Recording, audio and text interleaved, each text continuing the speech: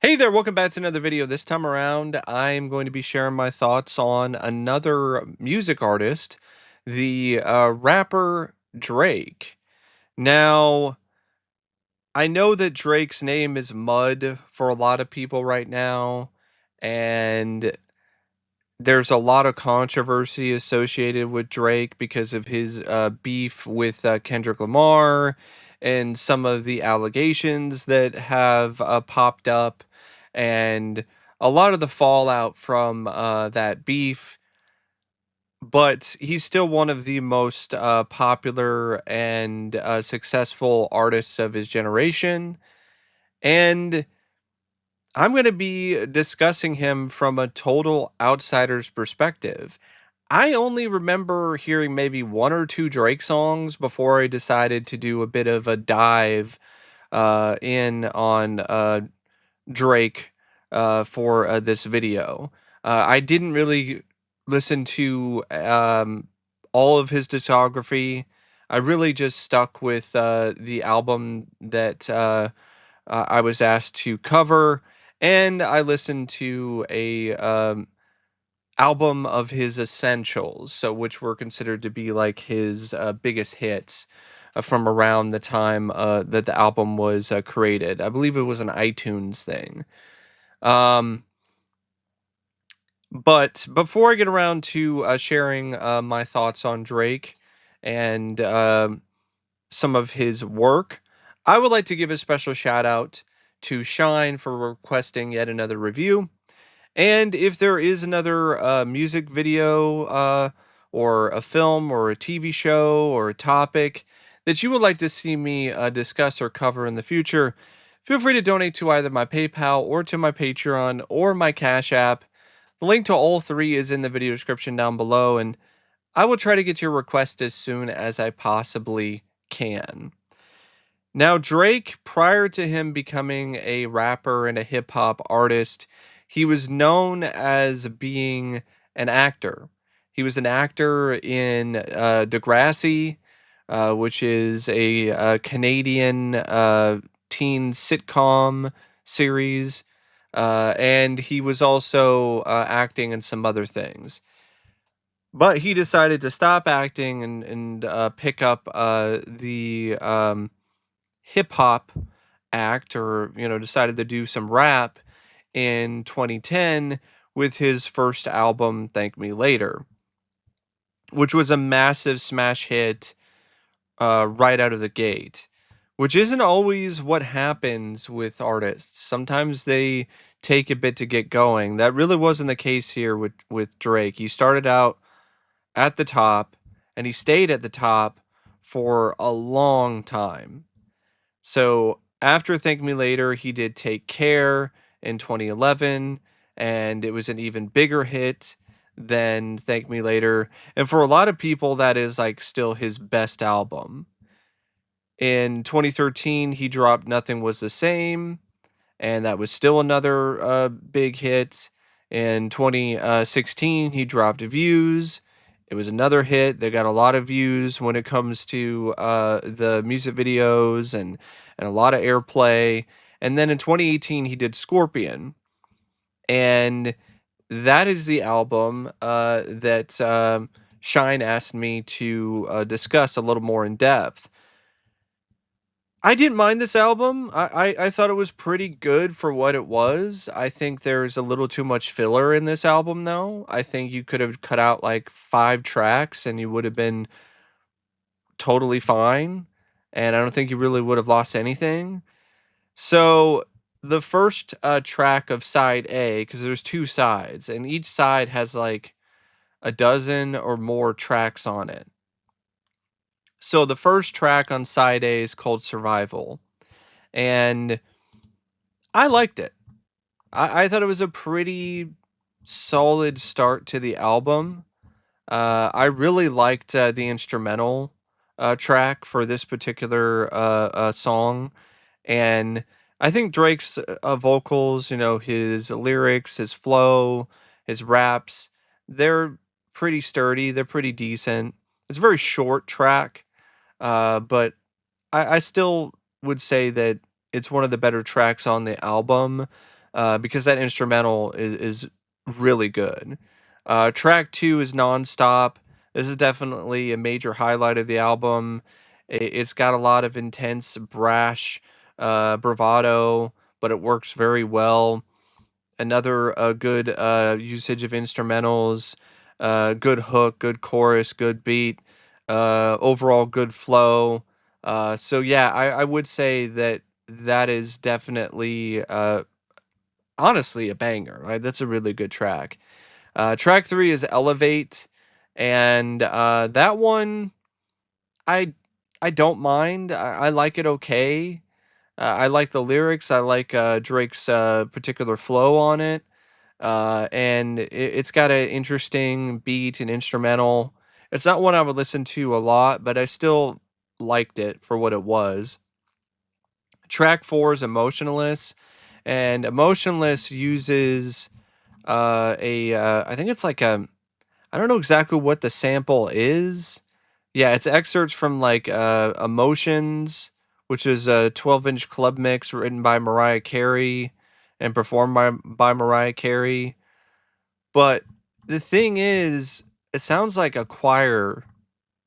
It sounds like a church choir. That's really what it sounds like. It sounds like that he just sampled something from a church choir, and it works for what the song is. It's another one that's not one of my favorites, mainly because it's a little too long. It's like 5 minutes. That's way too long for a track like this, but it's still uh, adequate enough.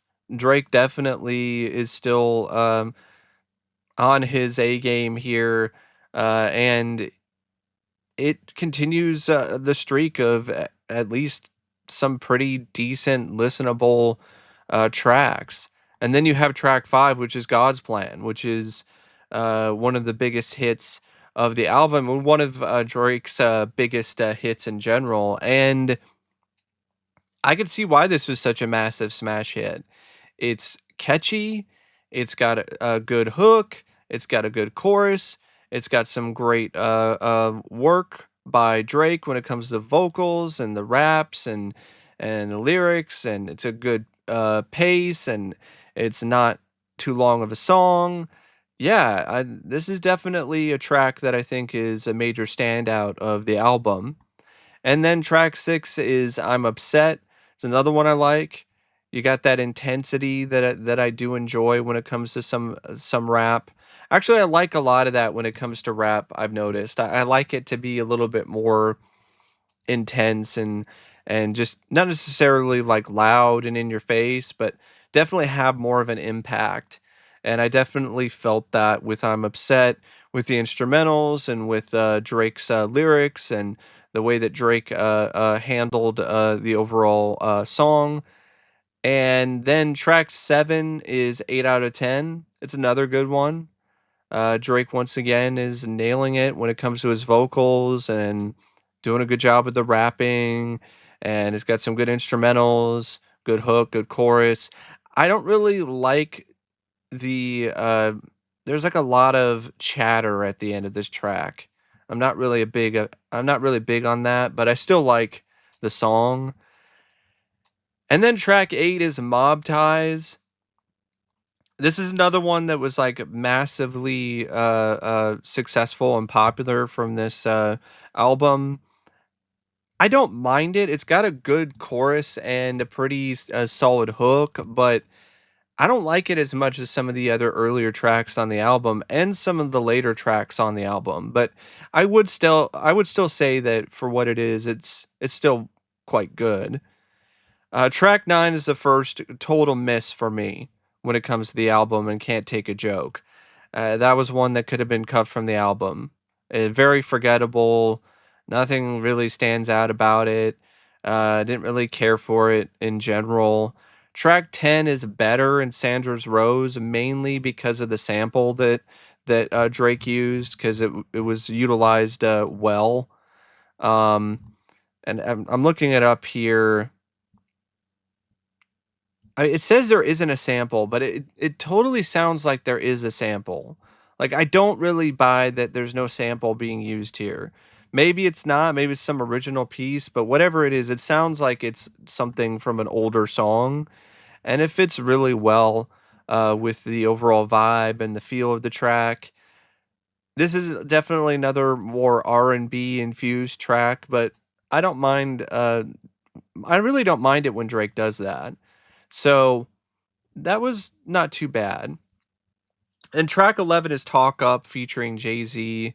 This is another, in my opinion, legitimately great track on this album. Jay Z's guest verse is fantastic, and I think he and Drake work well together. And I definitely feel it's got some good lyrics, some good beats, some good instrumentals. The hook is good. Yeah, I would say that is definitely one of the best tracks on the album, and I can see why that one also wound up on a lot of people's best of lists when it comes to Drake's music. Track 12 is there more? This is the worst track on the album. What in the hell is this rambling bullshit? There's like a message behind this that is good, but it doesn't really leave that much of an impression because the track is so annoying and hard to listen to. It just seems like Drake is preaching to you for nearly 4 minutes in just a rambling monotone with no flow and really not a whole lot of thought put into it. This is a demo track. What the hell is this shit doing on this album? Track 1 on the second side, on side B, is Peak. I think this is more one of the more underrated tracks of this album. Drake's vocals are strong. It's got some great instrumentals, and that's the main thing. Like the synth beat in this is really spectacular. And it's a big reason why I like this song as much as I do. When that synth beat kicks in, it's special. And I think the rest of the song is strong enough. The synth beat though, it just really elevates it to another level.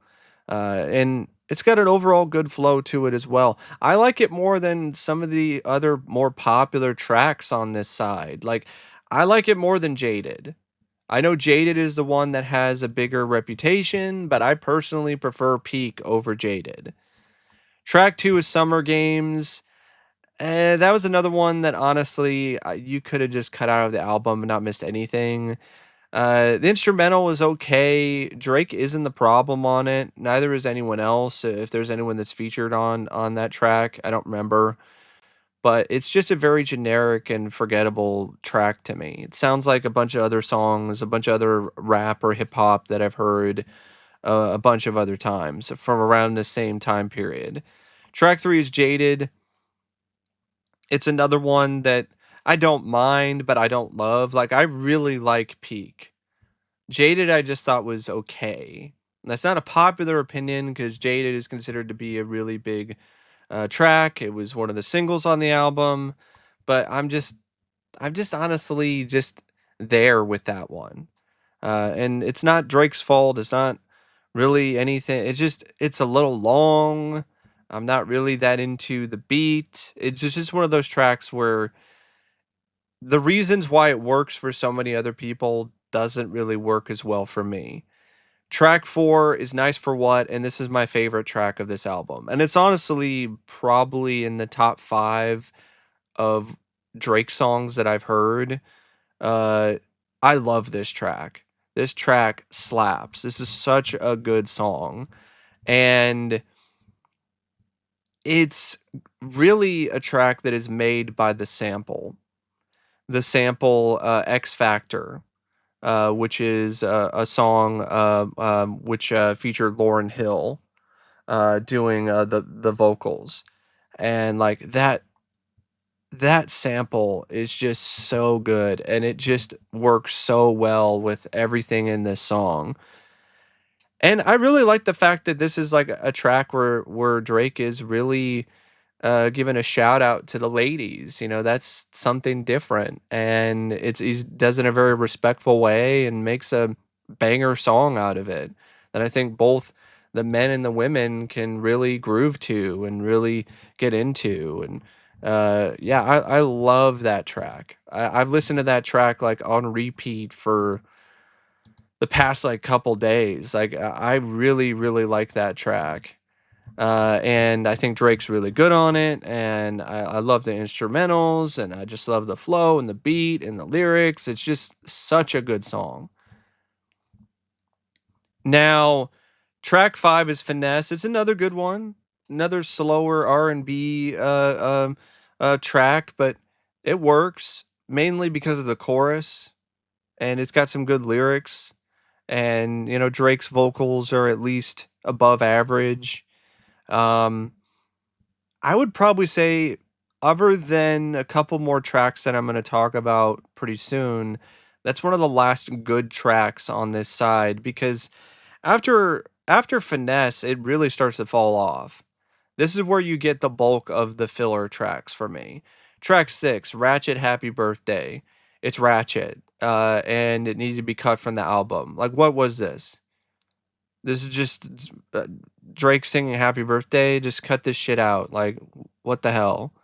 Track 7 is That's How You Feel.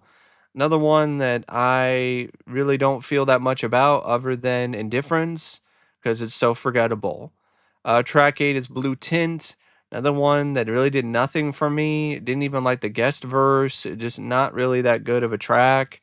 Track 9 is In My Feelings. That was a big hit because there was like some viral dance craze that was attached to it. I definitely like this track. I could see why it became pretty big and blew up. It's definitely got some catchy stuff in it.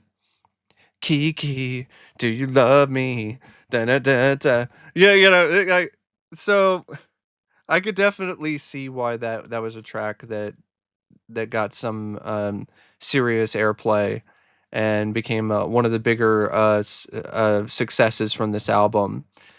It's a good pace too. It's also not too long, and uh, Drake's definitely in his groove when it comes to this track. Track 10 is a really underrated track, if you ask me. It's the last track I like from this album.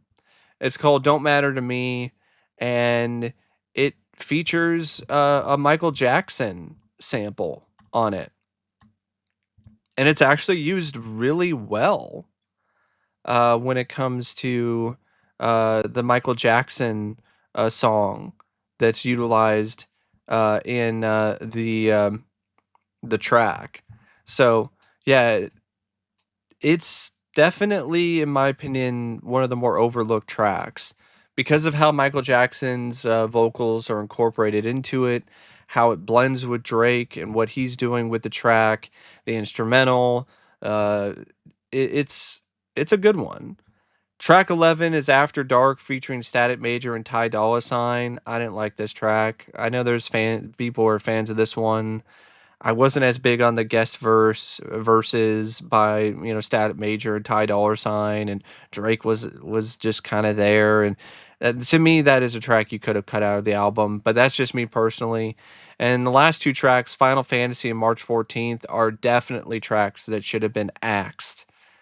I don't remember anything about them other than the fact that I wasn't into them. They really didn't do it for me, and that's really the only reason why I would probably say that this album is just above average for me. I think it could have been a great album, but there's too many tracks like this on it where you're just gonna press the skip button.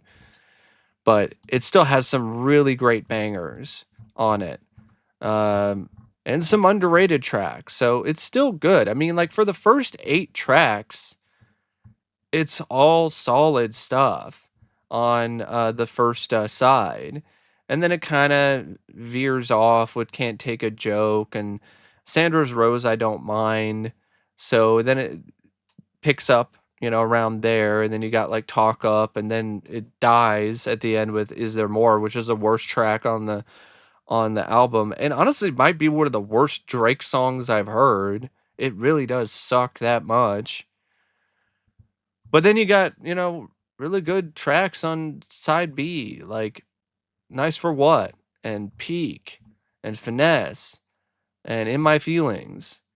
And underrated ones like Don't Matter to Me. So, yeah, I liked it. I liked the album. After Scorpion, Drake did another album in 2021 called Certified Lover Boy. It was another successful album, debuted at number one.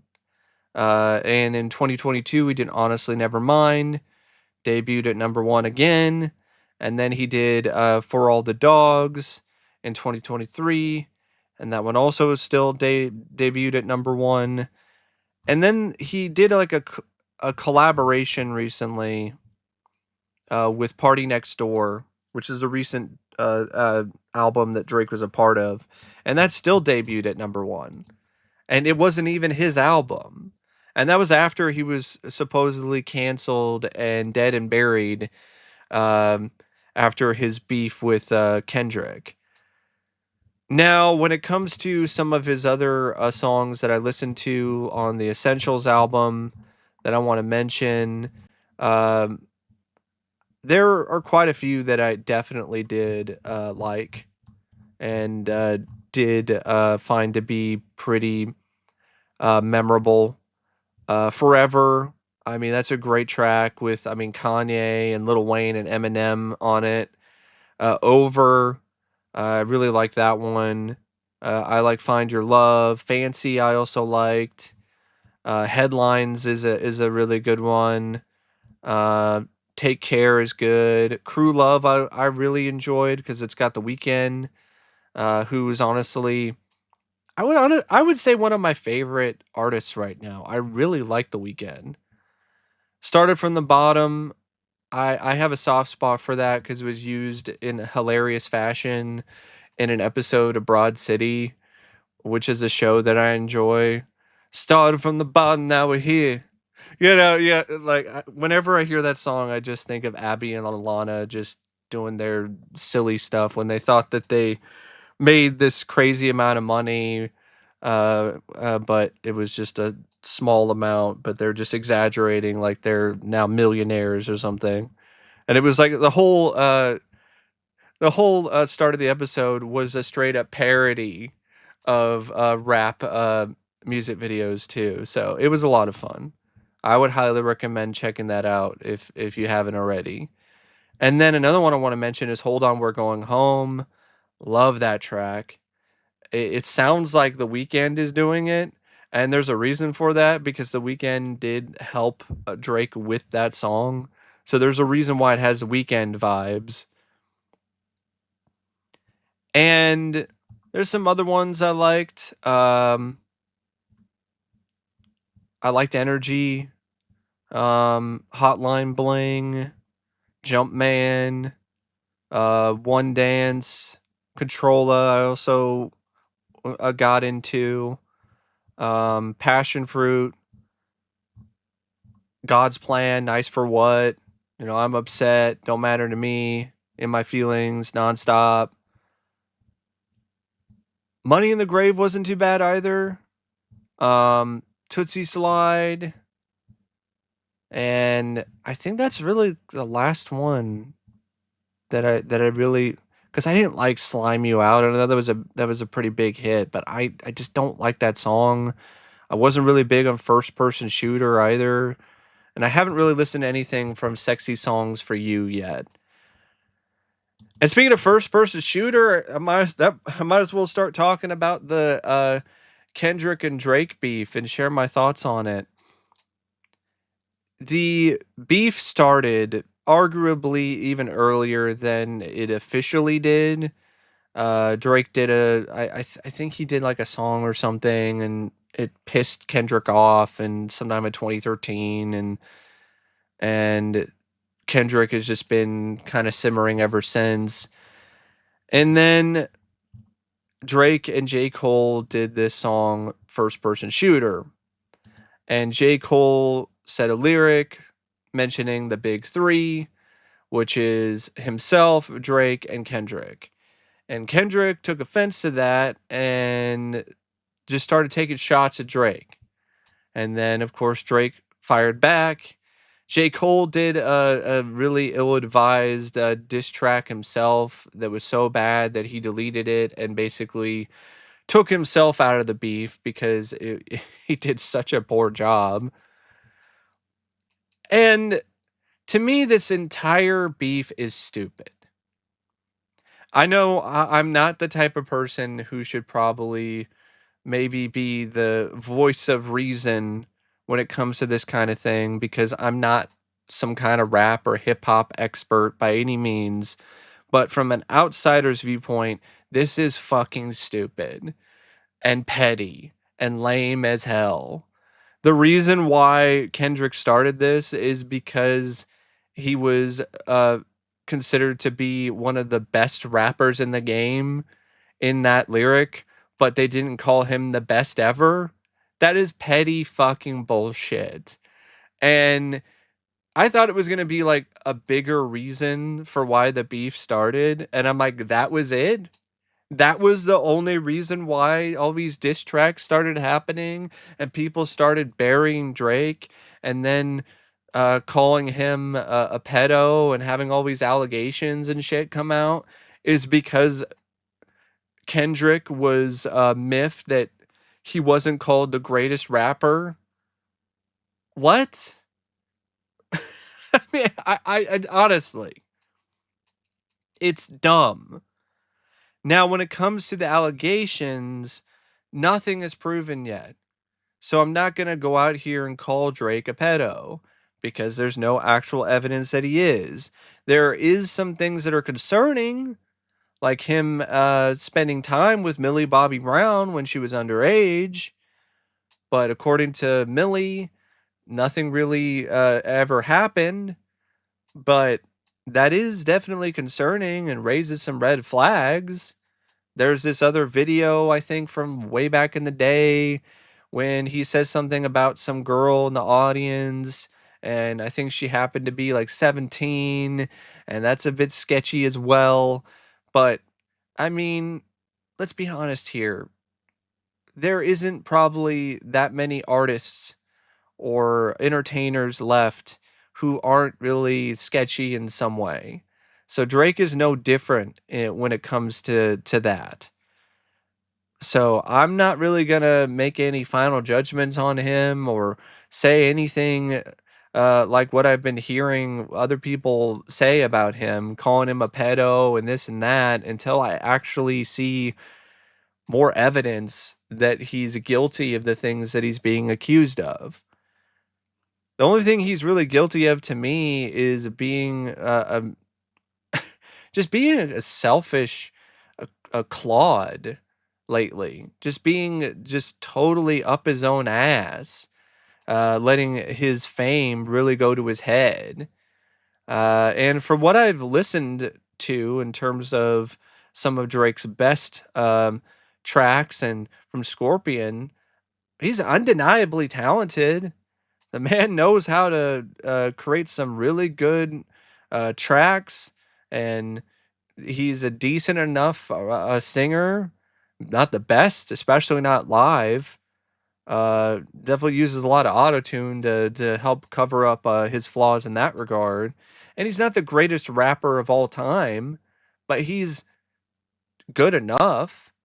And he's really good with instrumentals and hooks and choruses and creating some really catchy and memorable songs. So yeah, I would agree that he's still one of the better artists of his generation in the genre that he's known for, regardless of his current reputation right now among certain people. I mean, a lot of the takes, oh, he's the worst rapper, or he can't rap. I think that's exaggerated. He could definitely rap. He's just not on the level of like Eminem or some of these other superior rappers. Um, but that let's not say that Drake can't rap at all. Like that's honestly a stretch. And I could see what some people might say he's overrated, but I don't really agree with that. I think if you're somebody who's able to create like multiple songs that resonate with people and are catchy and have good hooks and good beats and good choruses, then you definitely are really good at what you do. Otherwise, he wouldn't have been as successful as he was. Like, why in the hell would Drake have so many number one albums in a row and have so many hits if he was talentless and he sucked and he wasn't good at anything? And he was actually really just a massively overrated artist. I think there's other artists out there that I've heard that are more overrated than Drake, but that's just me. And that's just an outsider's perspective, by the way. I'm by no means his biggest fan, but I don't mind a number of his songs. There are some songs that aren't for me, but there's a fair amount of them that I do uh, enjoy and that I would put on a playlist. Like "Nice for What" is definitely gonna go on my playlist right now because that is just that's honestly one of the better songs I've heard when it comes to these music artist videos that I've been doing lately. So, yeah, that's just my thoughts on Drake. And as always, thanks for watching, and I'll see you later. See ya.